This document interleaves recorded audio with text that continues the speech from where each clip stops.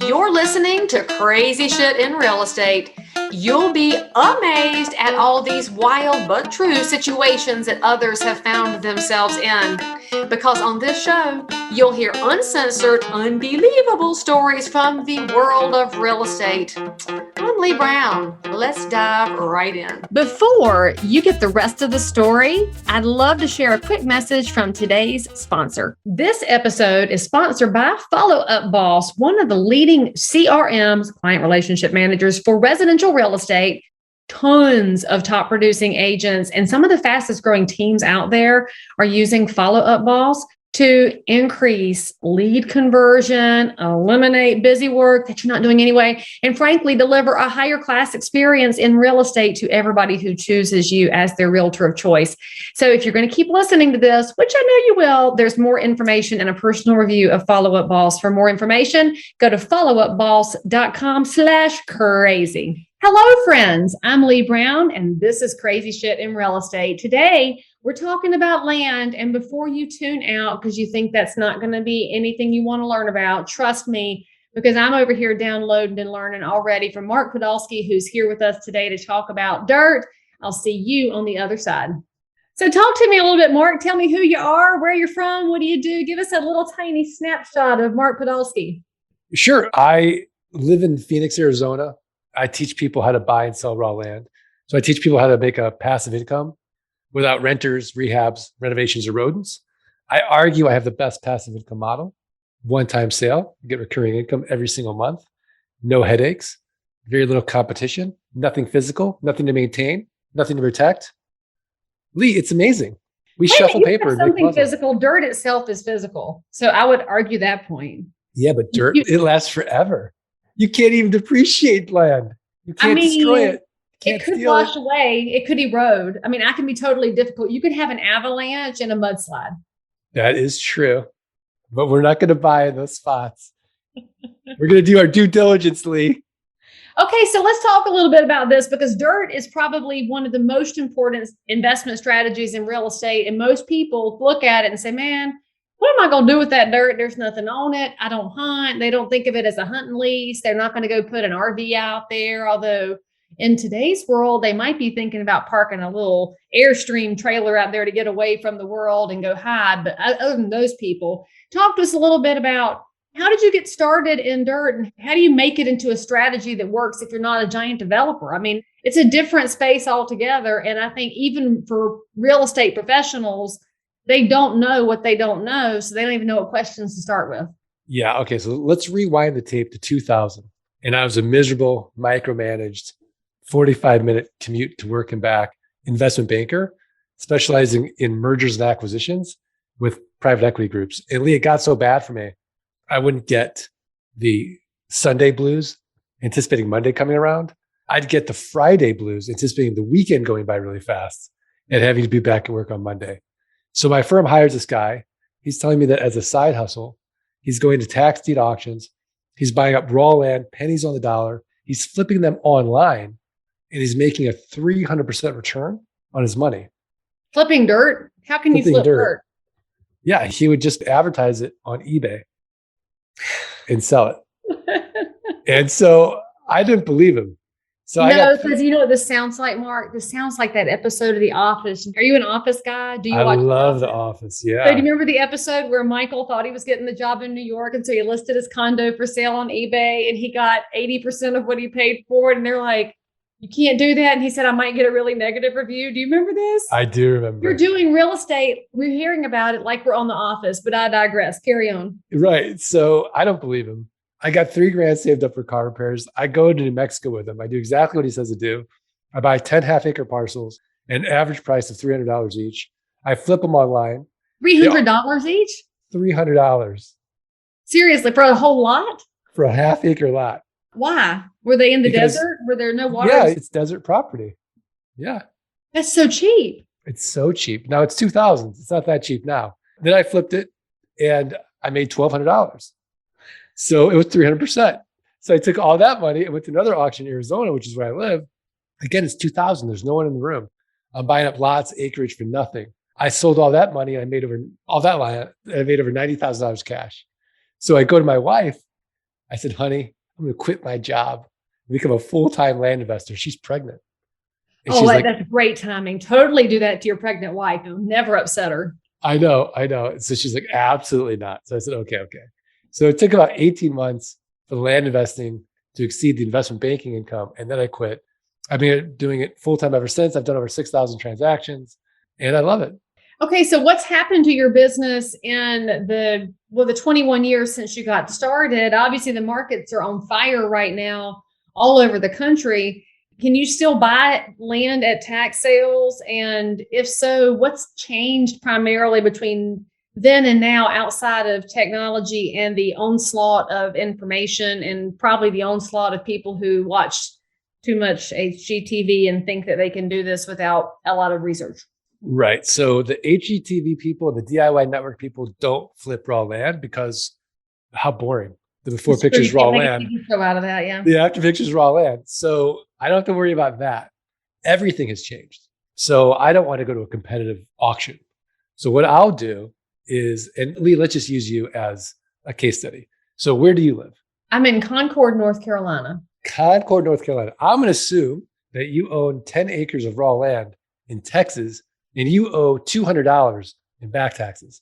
So Leigh, you're advertising two important things to me. Number one, you have no emotional attachment to the raw land. You're in North Carolina, properties in Texas. And number two, you're distressed financially in some weird way. Because when we don't pay for things like property taxes, we don't value them in the same way. As a result, the county treasurer keeps sending you notices every month saying, Leigh, you don't pay your property taxes, you're going to lose that property to a tax deed or a tax lien investor. So all I'm going to do is look at the comparable sales on your 10-acre parcel for the last 12 to 18 months. I'm going to take the lowest comparable sale. I'm going to divide by 4. And that's going to be what Warren Buffett would call a 300% margin of safety. So I'm going to send you an actual offer on your 10-acre parcel. So let's say the lowest comp is 10 grand. I'm going to send you an offer for $2,500. Now you accept it because for you, $2,500 is better than nothing. And you don't care anyway, because you're never going to look at the property anyways. In reality, 3 to 5% of people accept my quote unquote top dollar offer.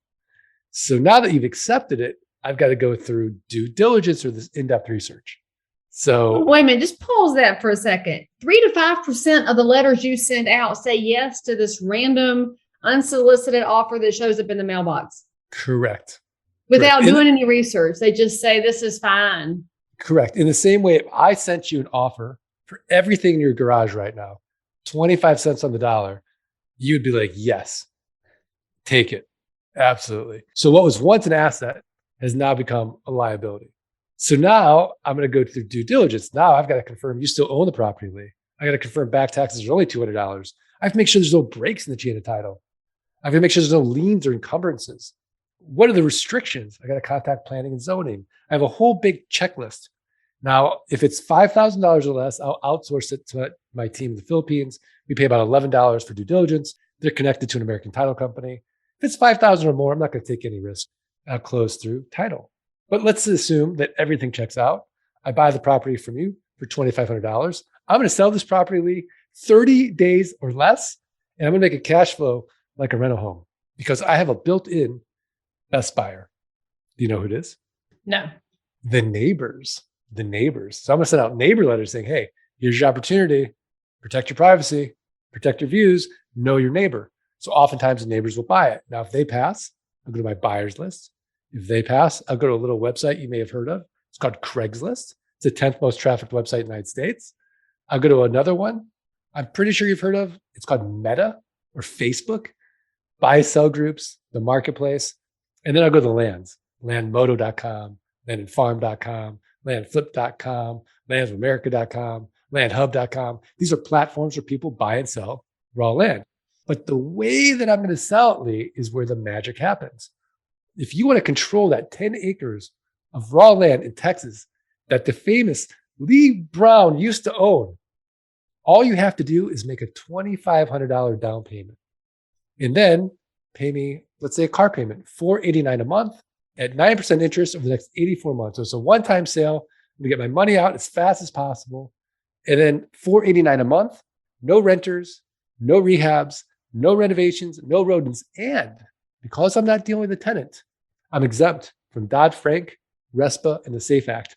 So the game we play, Leigh, is can we create enough of these land notes where our passive income exceeds our fixed expenses, and then we're working because we want to, not because we have to. So the income is basically you are seller financed. When you buy Correct. this little property, is seller financed, and then the neighbors pay for it to get the cash flow coming in. Correct. Oh, gracious. Okay. So what kind of expenses are outlaid in these purchases? I guess you have to carry some kind of a liability policy for insurance in case some rando wanders onto the dirt while you own it. Do you do that? No. So what we'll do is, as a homeowner, we'll get a general liability policy. So if somebody goes out there, they break their leg, they sue, they're covered. So just a general umbrella policy covers A general all these umbrella things policy. everywhere. Correct. Right. Now, the reason we set up a corporation is because that's supposed to protect our assets, but to protect us personally as well, we want to have a general liability policy. Okay. So I told y'all that I would do a review of Follow Up Boss, because I'm your friend in real estate, and I did. Now, there's a blue million CRM out there. I mean, if you go to any Facebook group, every realtor's like, which one should I use? Which one should I use? And you know that these CRM, which are client relationship managers or customer relationship manager, whatever you want to call it, it's truly a system that's just designed to help you know what to do next, because you're very busy and you're a multitasker in real estate. And with all those different tasks and balls up in the air, you need something to help you stay on track. And that's what Follow Up Boss does. Now, when you save a name and a phone number in there, that is basically a Rolodex. Follow Up Boss is going to take the names and phone numbers and also help you know what to do next, so you can maintain these relationships with your neighbors, because that's what this is about. Real estate is not about serving just prospects and clients. It's about taking great care of your neighbors' needs in real estate. And if you'll use a tool like Follow Up Boss, where they remember you, they might even call you when they're ready to buy or sell again, or when their mom and daddy do, or their best friend or their kid, and you want to be top of mind, that's what a product like Follow Up Boss will do for you. Truly, it's going to change your business when you start paying better attention to people. They don't have to know you used Follow Up Boss, but they'll totally understand that they are being heard by you. So now there's a free trial for my people because you're loved. Go to followupboss.com/crazy. No credit card is required. And frankly, because you're my people and we made an ask for you, Follow Up Boss said, yes, you get double the free trial. That's actually enough time to log in, put some pieces in it, and watch it change your business as it has for so many realtors and teams nationwide. Again, go to followupboss.com/crazy to start your free trial today. Okay, so if you found this really productive and profitable niche in real estate, how come you're coming on my podcast to talk about it? Aren't you letting all your competitors into the space where they're going to snatch up all the good deals and there won't be nothing left for you? Okay, that's exactly what my wife asked. So she's like, why are you going to teach people this? And I said, well, let's put on the investment banker hat for a second. How big is the market? So there are billions of acres of land for sale in the United States. If you go to a RIA meeting, a Real Estate Investment Association meeting, 100 people in that meeting, 99 of them are house flippers, landlords, and wholesalers. Leigh, you and I would be the only land people there. So you're talking about a very small niche. Also, it's boring. If you go to a party and tell people, you flip raw land. Yeah, okay. They don't even know what that is. And also, there's no big money involved. There's no private equity groups. There's no hedge funds. Except for Bill Gates. He's buying too much land for my comfort zone, and I don't trust that son of a gun. So this Buffett, is also Gates, a way Bezos. for people to be careful of. That dude's scary, man. Yeah. Those guys are buying productive farmland. They're making 8% on their money. But this inexpensive rural land, we've got no competition. So you, me, a million people could be in this niche. We're all going to run out of money before we run out of deal flow. So that's wild. So what are you looking for when you're doing your due diligence from a planning and zoning standpoint? Because we know that with the situation in real estate in the US right now, supply levels are far too low. And a lot of that happens in counties where there's restrictive overlays on building, whether it's environmental overlays or it's DOT or whatever the particular hangup is of those elected officials. What are you looking for that tells you a piece of land is a safer bet than other pieces? Or is there something you would spot on the regulatory and zoning side that would tell you to stay far, far away?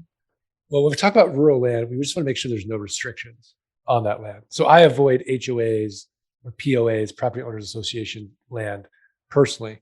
They're just too restrictive, and that's not what my buyer wants. I'm not saying that if you buy this property 25, 30 cents on the dollar, so we're making our money on the buy. I'm sort of opportunistic in that sense. But otherwise, there's someone else on the other end of the deal. But to get the biggest buyer pool, I want to be in the Sunshine States, and I want to be a little bit in the Northwest, California, Florida. And I also want property that is maybe an hour to 3 hours from the nearest city and has no restrictions. That's going to be my perfect property. Now, that's not to say I'll buy property in North Carolina. It's beautiful, right? But you're buying property in California because everybody's trying to get out of there right now. So you're buying dirt there, even though they keep adding restrictions on the regulatory side? In certain counties, I will. Gotcha. Yeah. Not LA County, certainly not near San Francisco, not northern. Yeah, no. Okay. So if somebody is getting into this space and they want to go to a tax sale, how do you find out about tax sales? Do you go to each county's website? Because if obviously these big websites you mentioned, that's the person like you that's already found the deal. So where does somebody get started in doing their own digging? I mean, I wouldn't start that way because it's competitive. But if you want county information, all the county information is available at NACO.org, the National County of Organizations, NACO.org. You can get all the information for each county. There's 3,007 U.S. counties. There's how many? 3,007. That's it? There's 100 in North Carolina. We've got obviously more than our fair share of counties. That's kind of wild. Does that include the parishes in Louisiana? Because they're not counties there.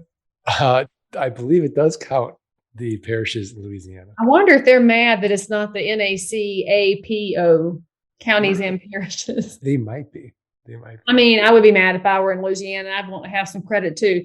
So if somebody's going to go to that website and get some county information, do you need a mentor for this, or how does somebody get started? Because obviously that's the hardest thing for anybody in investing.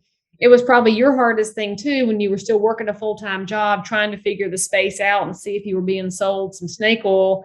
Where do you start? What's the process now? I think you want to smart cut anything in life, right? If I want to be a realtor, the shortcut, a smart cut. I want to smart cut it. So I want to find somebody who's doing exactly what I want to do, and I want to learn from them.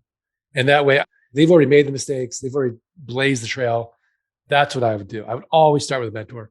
In fact, like right now, I'm interested in cryptocurrency. I'm taking a cryptocurrency course. I'm not just going to go on YouTube and look at a bunch of random YouTube videos. I want it organized. I want to go to the best guy in the country. So this guy invested $1,000. He made $13 million. He proves it. That's what I want to learn from. Right. Right. So does that mean that you offer mentoring and you have a program for this that somebody could come learn from you, Mark? Absolutely. Yeah. So you can go to the landgeek.com and you can start there. I also have a book on Amazon called Dirt Rich. And I've got a free course that you can just start. Like if you want to double your money 30 days or less, go to landgeek.com/quick deals. So the idea being that once you've proven to yourself that the model works, then you might go deeper into the model and learn more and invest in yourself. So, of course, this is crazy shit in real estate. I make everybody tell some kind of a story. And even though you're not in the sexiest, most interesting side of real estate, you have to have run across something, whether it was just rattlesnakes and scorpions on a piece of desert land in New Mexico. Mark, what have you seen since you got into this space that was just jaw-dropping to you, so surprising you went home and you said, honey, you're never going to believe this? I have so many stories, Leigh. I don't even know where to begin. Like the craziest one, the one you tell over a good glass of bourbon at Thanksgiving when people are not talking politics because they want to enjoy each other. You're like, we're not going to fight. Let me tell you all the story. So I have a bunch. I think my favorite one is when I first started in land investing, I made a big mistake in due diligence. I bought 40 acres in New Mexico on the side of a mountain. So only 15 acres are accessible. And I'm putting up the listing and I paid $2,500 for it. I thought, well, if I just get my money out, that'll be great. So the first day it gets bid up to $2,500. And I'm like, oh my gosh, what's going on here? By the 10th day, it's at $32,500. And I'm nervous. I'm like, I must have misrepresented the property. There must be something with the map. So the guy wins. I immediately call him up And I'm like, you saw the listing, right? Like, you see, it's on the side of a mountain. He's like, it's perfect. I'm like, what do you mean? He's like, well, I'm a director in LA and I want to go film out there and I don't want to deal with the county and having to get a permit. So this was cheaper and easier for me than dealing with the county. So what I've learned is there's a pig for every barn. So it was cheaper for him to buy dirt than to go through the permit process. Correct. If that doesn't expose to us how broken our government is, then nothing else ever will, Mark. I know. Okay, so if somebody does want to reach out to you and find out more about your free course, your paid course, or just get some more information about your books and all that stuff, what's your website? Landgeek.com, is that right? TheLandGeek.com. The Land Geek, not just Land Geek. That's somebody else entirely. That's a realtor. Yeah. We do not recommend their website until they come on the show and I find out if they're any good or not. So in the meantime, you go to thelandgeek.com to learn from a former investment banker who talked his wife into letting him leave his real job to go do land and still provide for his family. Mark, I appreciate you coming on the show and giving us a whole different angle to consider for real estate. Leigh, thank you so much. This has been so fun. What a pleasure. Thanks. Well, I thank you. And I can't wait to go get your book myself because as a big nerd, I got to go read it because I love dirt and see what I don't know that I can supplement my brain with. So make sure you guys go to all of Mark's information in the show notes for this episode. Leave him a nice comment here so that he knows you paid attention. Leave me 5 stars and make sure you're subscribed so you don't miss anything over here on Crazy Shit in Real Estate. And I'll see you next time. Okay, now don't forget to go try Follow Up Boss so that your business can continue to expand in professionalism and then you can meet some more crazy people yourself. I really appreciate Follow Up Boss sponsoring this episode, but mainly I appreciate them for giving y'all double the free trial time with no credit card required. So make sure you go to followupboss.com/crazy and then let me know what you think. I'll see you guys next time. As always, I'm so super thrilled that you joined in for more crazy shit. And if you're a realtor, investor, inspector, lender, or just a regular human being who happens to have an unbelievable story that you need to tell the world about, or frankly, you just need to one-up the story you just heard, then make sure to DM me on Instagram at Leigh Thomas Brown or tweet me at Leigh Brown or frankly, any social network where you hang out. I'm there. And if you had some fun, then you totally want to subscribe so you don't miss out on any future episodes.